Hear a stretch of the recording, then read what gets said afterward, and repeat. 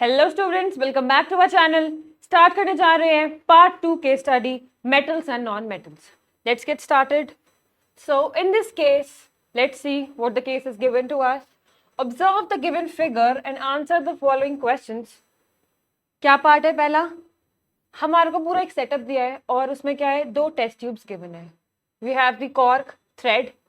In test tube A we have iron nails along with the copper sulfate solution, and in test tube B over here we have a test tube stand, copper wire, iron sulfate solution. इतनी figure देख के हमें क्या idea लग रहा है कि जो हमारे पास टेस्ट ट्यूब A है, अगर हम बात करते हैं टेस्ट ट्यूब A की, तो टेस्ट ट्यूब A में क्या बात हो रही है? We have over here copper sulphate solution. Okay, जो गिवन है, जो आपको दिख रहा है उसे आप नोट डाउन करेंगे। Then iron nails which means Fe। Iron तो Fe ही होता है। अब क्या होगा, कोई केमिकल रिएक्शन होगा या नहीं होगा? ऑब्वियसली सिंगल डिस्प्लेसमेंट रिएक्शन होगा यहाँ पे, डिस्प्लेसमेंट रिएक्शन। कॉपर क्या होता है? Less reactive. अगर कॉपर क्या होता है? लेस रिएक्टिव, तो हम क्या कर सकते हैं, आयरन आएगा और कॉपर सल्फेट को क्या कर देगा? डिस्प्लेस कर देगा सॉल्यूशन से, forming iron sulphate solution and copper will be left beside. So this reaction will occur in test tube A. ये बात हो रही है टेस्ट ट्यूब A की। बात करते हैं टेस्ट ट्यूब B की। तो टेस्ट ट्यूब B में क्या है? आयरन सल्फेट सॉल्यूशन है and copper wires are present. So if we see in test tube B, the reaction opposite of that of test tube A is occurring. So यहाँ पर क्या देखेंगे? यहाँ पे no reaction will take place. कोई भी ऐसा नहीं करेगा कि यहाँ पे क्या बना के आएगा? Copper sulfate and Fe. This is very wrong. Why? Because copper is less reactive. यहाँ पे copper less reactive है, तो कभी भी क्या नहीं कर पाएगा? आयरन को डिस्प्लेस करके copper sulfate नहीं बना पाएगा. So you have to make very sure that reaction in test tube A is going to happen and reaction in test tube B is not gonna take place. Okay, so इतनी information देख के हमने क्या करा था? हमने setup देखा, setup देख के हमने रिएक्शंस नोट डाउन करी। अब चलते हैं अपने क्वेश्चन पे। In which test tube will a chemical reaction takes place? Obviously अभी हमने क्या देखा है? टेस्ट ट्यूब बी में तो क्या हो रहा है? कोई रिएक्शन होनी पॉसिबल है ही नहीं। किस में होगी? टेस्ट ट्यूब ए में। Okay, so this is very clear. हमने क्या कॉन्सेप्ट देखा है यहाँ पे? सिंगल डिस्प्लेसमेंट रिएक्शन का। और क्या होती है single displacement reaction? A reactive metal आएगा और क्या करेगा? लेस रिएक्टिव मेटल को डिस्प्लेस कर देगा और अपना सॉल्ट सॉल्यूशन फॉर्म कर लेगा। Okay, and the metal that is less reactive will be left behind.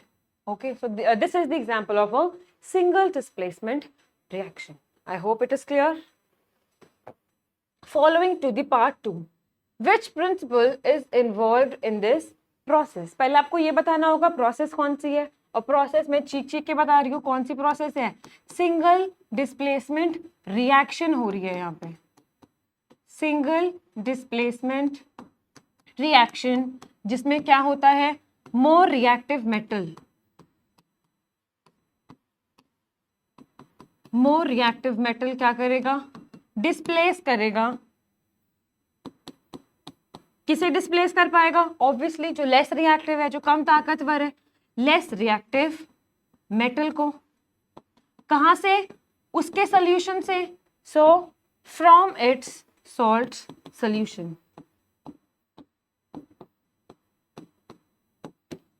Clear है? क्या होता है सिंगल डिस्प्लेसमेंट रिएक्शन में? More reactive metal, more reactive metal displace करता है लेस रिएक्टिव मेटल को फ्रॉम इट्स सॉल्ट सॉल्यूशन, जैसे हमने एग्जांपल लास्ट क्वेश्चन की रिएक्शन में देखा था। So which principle is involved in this process? Let's see. Less reactive metal can displace more reactive metal, not possible. More reactive metal can displace less reactive metal from its solution, यही तो बात है। This is the correct option. Non-metal can replace metal in a reaction, यहाँ तो ऐसी बात ही नहीं हो रही है। None of these will not be the correct option. So the correct option will be the option number B option. Okay, is it clear? ठीक है. So देखते हैं अब थर्ड पार्ट में क्या बोलता है, 2 beakers A and B. So we have 2 beakers over here A and B, जिसमें क्या है, आयरन सल्फेट सोल्यूशन है, और हम क्या कर रहे हैं, okay let's see our question, we have iron sulphate solution, okay then आगे क्या बोलता है, 2 बीकर्स है हमारे पास A and B. Now we have 1 beaker which is A and another beaker which is B. Okay अब क्या है, मेरे पास 2 बीकर है, दोनों में क्या है, iron sulphate solution, iron sulphate solution. Okay आगे पढ़ते हैं. इन द बीकर ए, अब जो ए बीकर है उसमें हमने क्या डाला है, a small piece of iron is placed.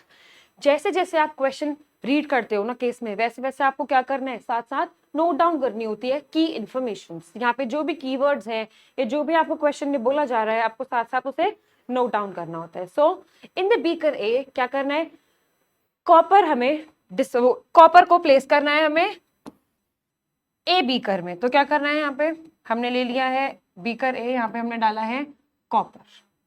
ठीक है, फिर क्या बोलता है आगे, and in the beaker B a small piece of zinc is placed.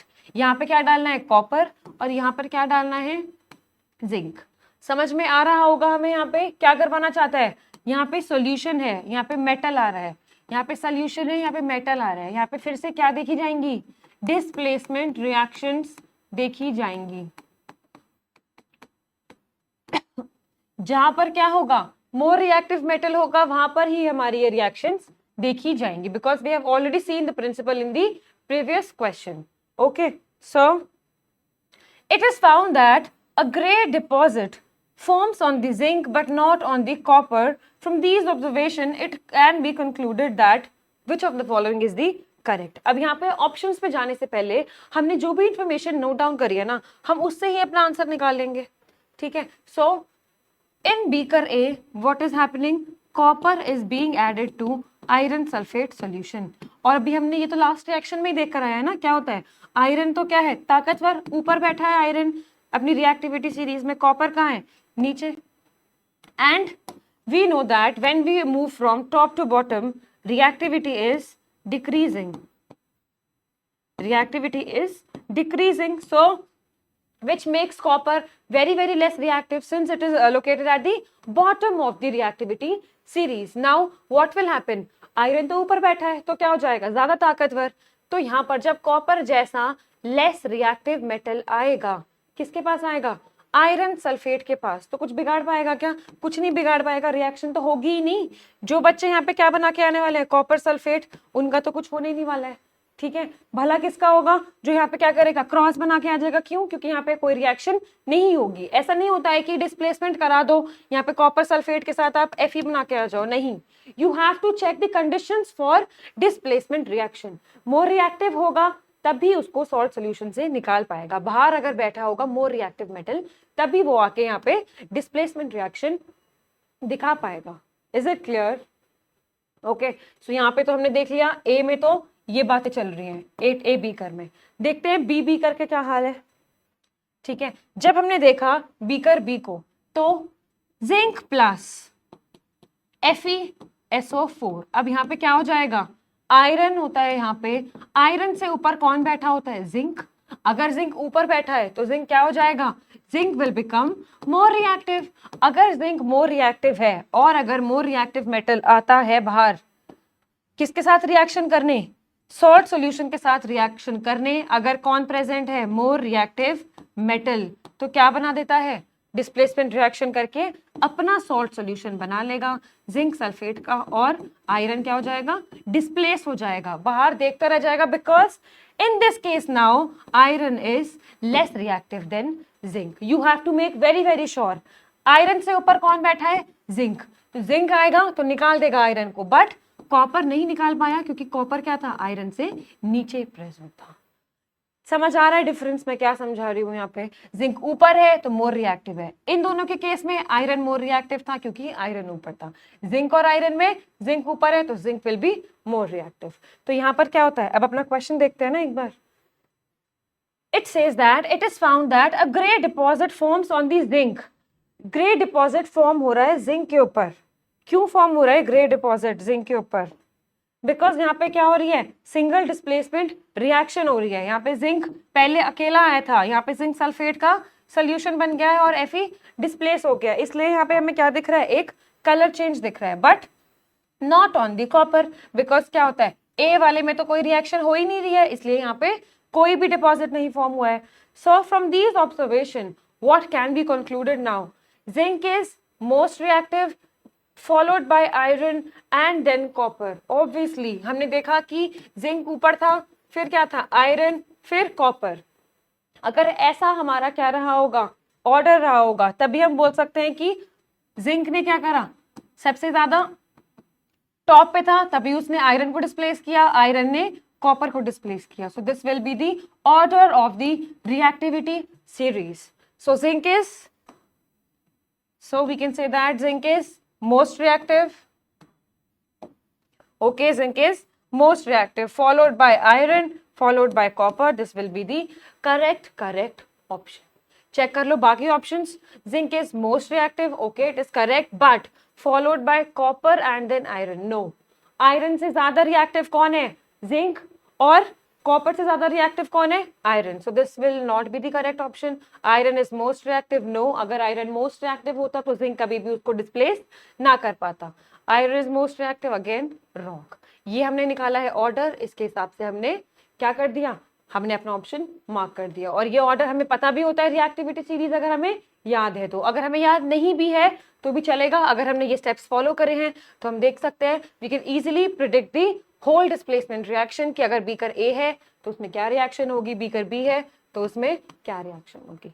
ऐसे करके भी हम क्या कर सकते हैं, रिएक्टिविटी ट्रेंड निकाल सकते हैं, जो हमने यहाँ पे अपने क्वेश्चन में निकाला। क्लियर है? Now in the question number 4 try करेंगे। Question number 4, which of the following pairs will show displacement reaction. अब क्या होता है, जरूरी नहीं है NaCl के सामने कॉपर है रिएक्शन हो जाएगी, मैग्नीशियम क्लोराइड के सामने क्या है, एल्यूमिनियम, रिएक्शन हो जाएगी ma'am displacement. No, check the conditions, more reactive and less reactive. Okay, check कर लेते हैं। NaCl एंड कॉपर,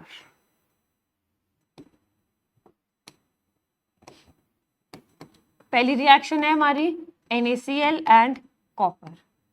सोडियम तो टॉप पे बैठा है, किसी की हिम्मत तो है नहीं उसे निकाल दे, सबसे ज्यादा कॉपर तो बिल्कुल भी नहीं, कॉपर तो बिल्कुल ही नीचे बैठा है, तो रिएक्शन कभी भी जीवन में ही नहीं होगी। ठीक है, सेकंड रिएक्शन देखते हैं होगी या नहीं होगी। ऐसे ही आप चेक करेंगे सारी रिएक्शंस। मैग्नीशियम क्लोराइड के साथ कौन आया है, एल्यूमिनियम आया है मिलने। ठीक है, तो ट्रेंड क्या होता है हमारा, sodium, magnesium. Okay, 1 second. Okay, so we have the sodium,